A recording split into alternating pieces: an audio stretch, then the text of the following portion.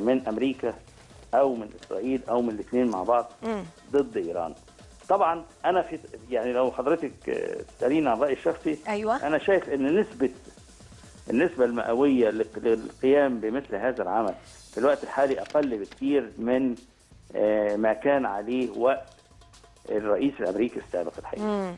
فالاداره الامريكيه الحاليه اكثر واقعيه في التعامل مع المشاكل او مع تحرك ممكن ينتج عنه يعني انا اقول لحضرتك هيفتح مجال لردود فعل غير مسبوقه وغير محسوبه في المنطقه كلها الحقيقه. تمام. سعادة السفير محمد منيسي مساعد وزير الخارجيه السابق، شكرا لوجود حضرتك معنا يا فندم.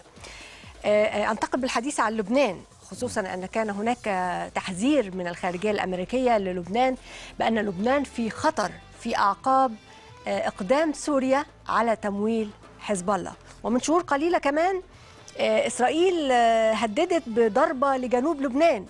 فهل نقدر نقول أن ده ورقة ضغط على لبنان داخليا لدعم اتجاه ضد آخر من أجل نزع سلاح حزب الله أو نزع سلاح المقاومة؟ يعني هي بين حين وآخر أصبحت للأسف الشديد لبنان ورقة مشاع دولية نتيجة طبعا أمريكا لها رؤية ولها مصالح في لبنان، فرنسا لها نفس هذه الرؤية، سوريا لها دور فاعل وحقيقي في لبنان، السعودية تستشعر أنها لها دور محوري في لبنان ودور هناك نوع من التواصل. أصبحت لبنان في هذه المرحلة معرضة تعرض غير عادي لضغوطات خارجية من كل الاتجاهات ومن كل المحاور لمحاولة تفكيك لبنان.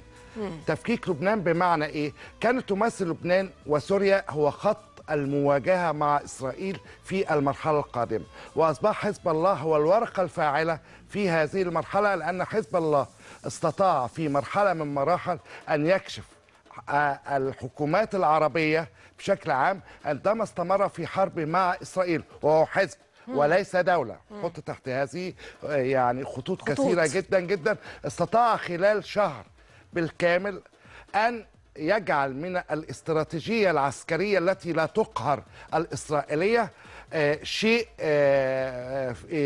أصيب بحالة عدم توازن، وفي نفس الوقت أصبح هناك حالة من الخوف والرعب والتوتر داخل المجتمع الإسرائيلي، المجتمع القوى العسكرية التي لا تقهر. أصبح حزب الله يمثل بالنسبة لإسرائيل خطر حقيقي، فأصبح حزب الله من خلال الدعم السوري والدعم الإيراني أصبح هو خط المواجهة الحقيقية مع إسرائيل. فأمريكا تحاول أن تشل حركة حزب الله، وأصبحت هناك كان في أعتقد أن كان هناك أثناء الحرب بين حزب الله وإسرائيل في مجلس الأمن طلع قرار 1901 أن لا يمكن دخول أي سلاح إلا للبنان إلا بموافقة الحكومة اللبنانية.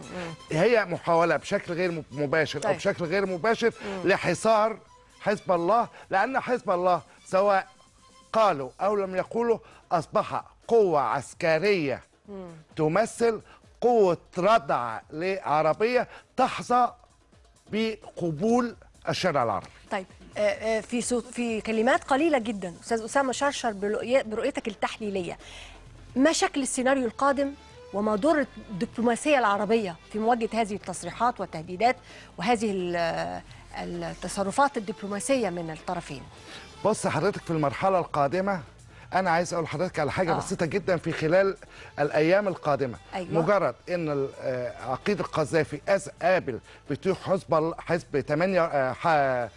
حزب 48 الفلسطيني، حصل نوع من التوتر داخل كنيسة إسرائيل لدرجة منع الدكتور أحمد طيبي بأن يكمل الحوار داخل بالقوة بالأمن. أنا عايز أقول هناك فرصة أخيرة أو فرصة استثنائية لينا قدمت في القمة العربية الأخيرة في سرت، وطرحها الأمين العام عمرو موسى، ألا وهي أن يكون هناك حوار عربي إيراني لصالح العالم العربي ضد الغطرسة والهيمنة الإسرائيلية التي تدعمها أمريكا في كل على مدى التاريخ. فالمطلوب أن تكون أن العرب يفطنوا في هذه المرة، نترك خلافاتنا ويعود المحور العربي الحقيقي، المحور المصري السوري السعودي مع المحور الإيراني مع المحور التركي في هذه المرحلة، حتى تكون هناك قوة لمواجهة أي تخطيطات من جانب إسرائيل في هذه المرحلة الحساسة، لأن إسرائيل لا تحترم إلا لغة القوة، والعالم لا يحترم إلا الكيانات القوية ولا يحترم إلا الأقوياء. بهذه الكلمات بختتم حديثنا النهارده، وانا بشكر حضرتك جدا استاذ اسامه شرشر، المحلل السياسي وخبير الشؤون العربيه ورئيس تحرير جريده النهار المصريه. أشكرك جدا, جدا وأنا سعيد بهذا الحوار، ونتمنى أن نلتقي، أن يكون العالم العربي يدا واحدة لمواجهة الغطرسة الإسرائيلية إن شاء الله إن شاء الله. وبهذا اللقاء بنختتم فقرات برنامجنا النهارده البلد بلدنا. بشكر حضراتكم جدا على متابعتكم لينا، وإن شاء الله لقاءنا معاكم الجمعة القادم. حتى هذا الحين لكم منا كل التقدير والاحترام. تصبحوا على خير.